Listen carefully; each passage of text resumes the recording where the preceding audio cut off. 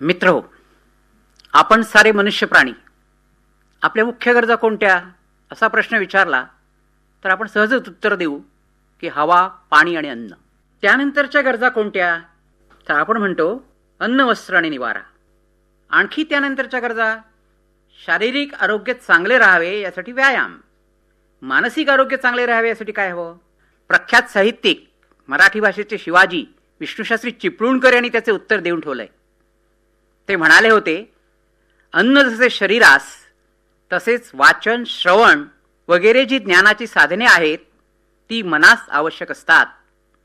म्हणजेच उत्तम पुस्तकांचं वाचन केल्यानं मनाला व्यायाम होतो.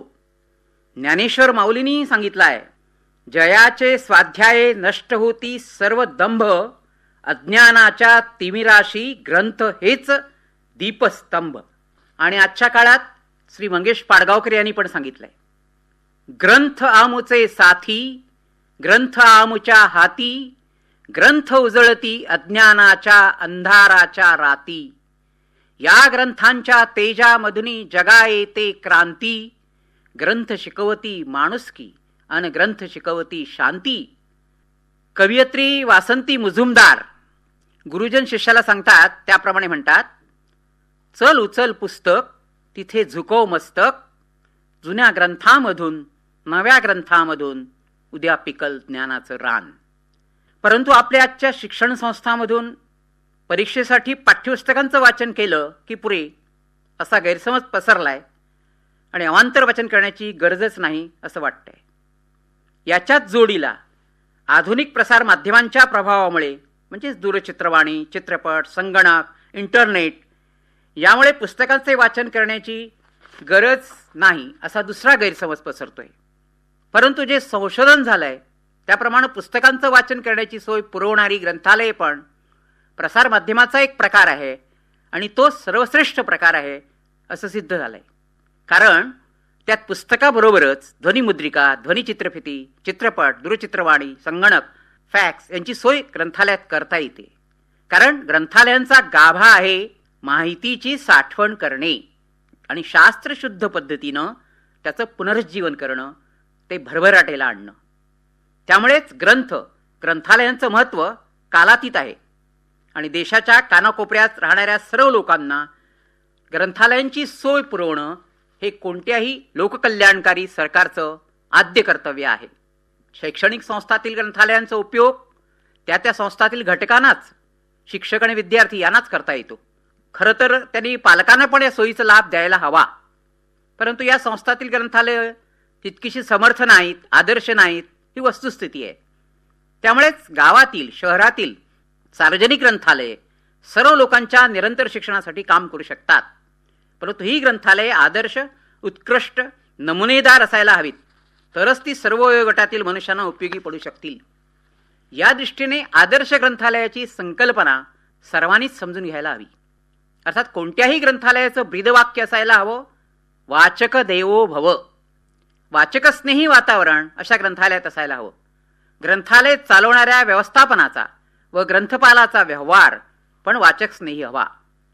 इंग्लंडमधील ब्रिटिश कौन्सिलची ग्रंथालये या दृष्टीने आदर्श ग्रंथालय आहेत असा अनुभव प्रख्यात कवयित्री अरुणाताई ढेरे यांनी आपल्या एका जगप्रसिद्ध ग्रंथालयात या लेखात दिला आहे. शिक्षण संस्थेतील ग्रंथालयाची गुणवत्ता पुढील बाबीवर अवलंबून असते असं मी मानतो. विद्यार्थ्याच्या संख्येनुसार ग्रंथालयात ग्रंथसंख्या व वाचनासाठी जागा आहे. शिक्षण संस्था सुरू होण्यापूर्वी 1 तास व शिक्षण संस्था बंद झाल्यानंतरही 1 तास ग्रंथालय उघडे असते. सुट्टीच्या दिवसातही ग्रंथालय चालू असते. ग्रंथालयाची नियमावली सर्वांच्या माहितीसाठी ठळकपणे प्रदर्शित केली आहे.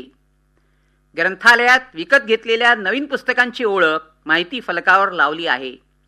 वाचकांना आवश्यक महत्त्वाची माहिती पुरवण्यासाठी माहिती फलक आहेत. ग्रंथालयात घेतल्या जाणाऱ्या नियतकालिकांसाठी टेबलावर पुरेशी व्यवस्था आहे. ग्रंथालयात ग्रंथ व वाचन या संबंधीचे सुविचार लावलेले आहेत. ग्रंथालयातील कोणतेही पुस्तक बघण्यासाठी, घेण्यासाठी, वाचण्यासाठी सर्व कपाटे उघडी आहेत. सर्व वर्गांना पुरवता येतील एवढे त्या वर्गाच्या दृष्टीने योग्य असे पुस्तक संच आहेत. राष्ट्रीय पुस्तक न्यास म्हणजेच नॅशनल बुक ट्रस्ट, साहित्य अकादमी यासारख्या संस्थांची प्रकाशने ग्रंथालयात उपलब्ध आहेत. राष्ट्रीय पुस्तक न्यासाचा वाचक मंडळ हा उपक्रम राबवला जातो. दरवर्षी जूनमध्ये ग्रंथालयातील पुस्तकांचे प्रदर्शन, 2 वेळा पुस्तक विक्रेत्याच्या मदतीने पुस्तक प्रदर्शन आणि विक्री, पुस्तकावर चर्चा, लेखक तुमच्या भेटीला, पुस्तकावर आधारित प्रश्नमंजुषा यासारखे उपक्रम सातत्याने केले जातात. आताच चर्चा केलेले हे निकष सार्वजनिक ग्रंथालयाच्या बाबतीत तितकेच खरे आहेत. परंतु शिक्षण संस्थातील ग्रंथालयापेक्षा महत्त्वाचं काम सार्वजनिक ग्रंथालयांना करायचं आहे. कारण या ग्रंथालयांची सेवा विविध अभिरुची असलेल्या विविध गटातील वाचकांना, बाल, प्रौढ, स्त्री पुरुष यांना पुरवायची असल्यानं या ग्रंथालयाच्या व्यवस्थापन व ग्रंथपालांना अधिक काळजी घ्यायला हवी. प्रत्येक वाचकाचे समाधान कसे होईल हे पाहावं लागेल. या दृष्टीने ग्रंथपालाच्या मदतीला वाचक सल्लागार समिती येऊ शकते असं मला वाटतं.